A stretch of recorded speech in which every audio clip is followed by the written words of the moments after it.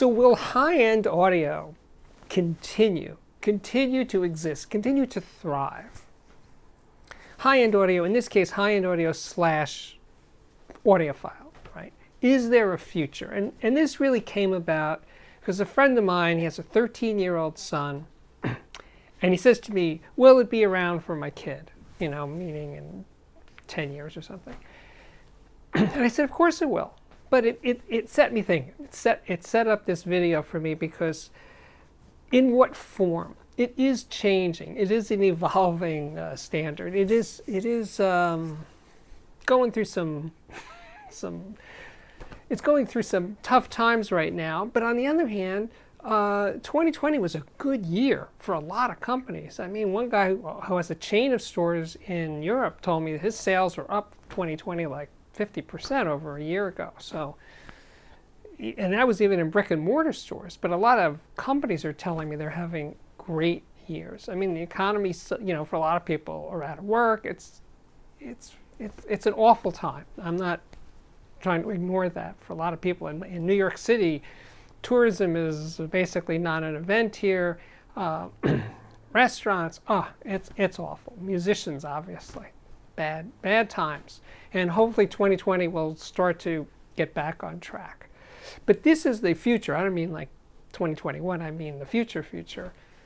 And I think, well, I think it's good for a number of reasons. First, because high-end companies are small companies. They have 20 people, 30 people. Some of them have 100 people on staff. But because they're small, they can be nimble and adapt and change and see what their customers want and then make it happen, right?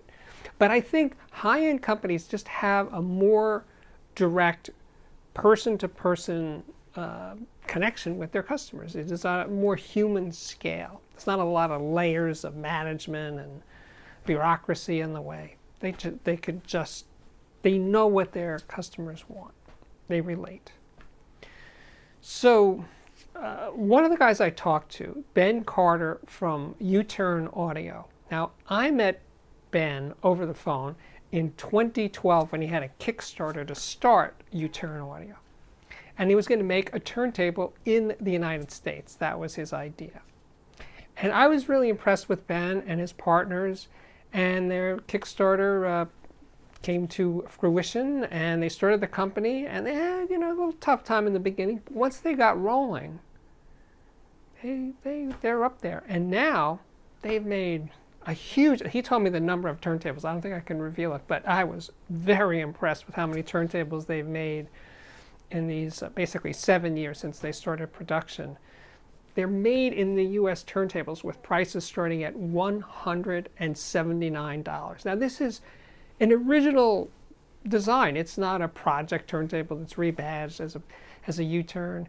No, it's their original design. Tone arm, turntable, it's all theirs. So anyway, we had a great discussion, and he's talking about he's selling mostly direct, but through a few selected dealers and record stores, that sort of thing. So he's making his way. And he's really young. The three founders of U-Turn are all now in their early 30s. So it's a young company with young owners, and they see the future. And I think vinyl, amazingly enough, is the future of high-end audio and audiophile, because people who play records, beyond the sound quality, people who play records are more engaged listeners. They have to get up, pull the record out of the rack, take the record out of the sleeve, put it on the platter, put the stylus in the groove, play the record, and 20 minutes later they got to get up and do it again and turn the record over, right? So they're more likely to actually listen to music than people who are streaming or playing files or something, right? Because they could just get the thing going and then they go off and do their business. But playing records, you're in. And that's one of the reasons that this archaic format is the way forward for high-end audio. I'm not saying exclusively. I'm saying it's one of the ways, and I think it's just kind of strange that something that old is the thing that keeps high-end audio going. But again, not exclusively. Now, I also talked to Chris Hildebrand, and his company is called Fern and Roby. They're in Richmond, Virginia.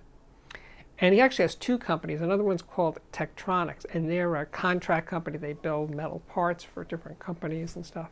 And they actually make chassis for linear tube audio and metal parts for DeVore Fidelity, the speaker company based here in Brooklyn. But Fern and Roby makes furniture. They started out making beautiful tables and eventually audio racks and gorgeous turntables and speakers. Now that's a weird product lineup: furniture, turntables, and speakers. But that's what they make. But they're great, and just they're artisanal. They're just so pretty looking and great performing. I've never actually reviewed one, but I hope to at some point. Anyway, Chris and I were talking, and his whole approach, his factory is 20,000 square feet in Richmond, Virginia.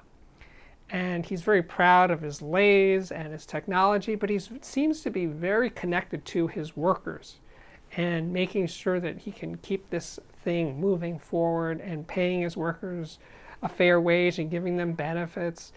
Wow, what a concept. So, and he's 46 years old, so he's been around a while, but he's still young by audio industry standards. And I just had a great feeling talking to him about the future, that he represents more the future than the old guard establishment high-end brands, like Vandersteen and Wilson and stuff. This is, and also that he sells mostly direct, so again, he has a direct connection to his customers in ways that the older, more established companies don't. Now, those companies, and companies like Fern and Roby and U-Turn, they all sort of come together at shows like Rocky Mountain Audio Fest and Expona and Munich and the Washington, D.C. show. Again, that's a meeting place for audiophiles and for these companies to all get together in one big tent, and magic happens. And that's why it's going to keep going. But then there's Chinese audio. Now, Chinese audio gets a strong reaction from a lot of people out there in YouTube land and in social media. And if you want to ignore it, you can, obviously. You don't have to buy a $500 Chinese tube amplifier. Don't. If you want to take a chance and see what's happening, because there is an entrepreneurial spirit in these Chinese companies that I think is really impressive, making, for the most part, very high quality gear and making it for very affordable prices. Now, like, take the Denafreps Aries 2. It's a discrete ladder DAC. I reviewed it. It's now about $750, $780. It is just stunning, beautifully made, great sounding product. And there is nothing that can touch it, in my opinion, for under $1,000. And of course, the Risung A50 300B tube amplifier I reviewed, just really great for a very affordable price. And that's going to keep coming.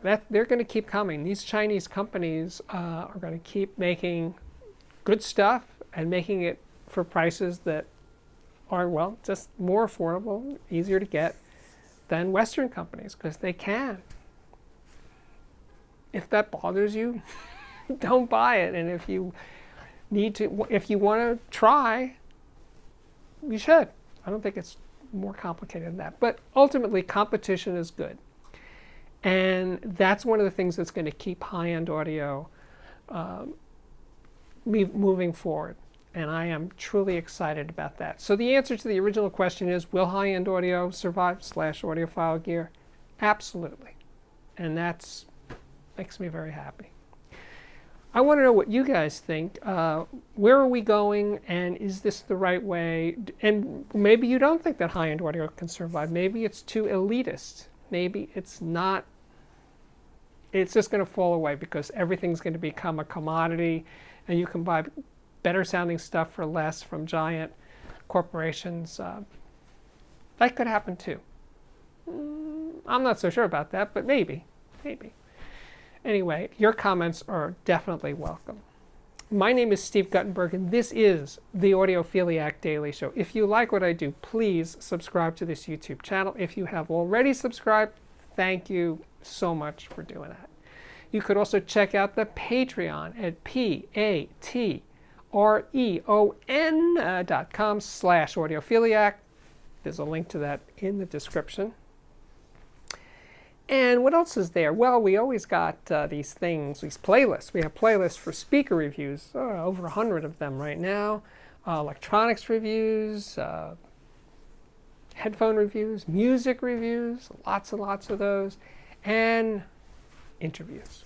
Interviews with audio greats and audiophiles from far and wide.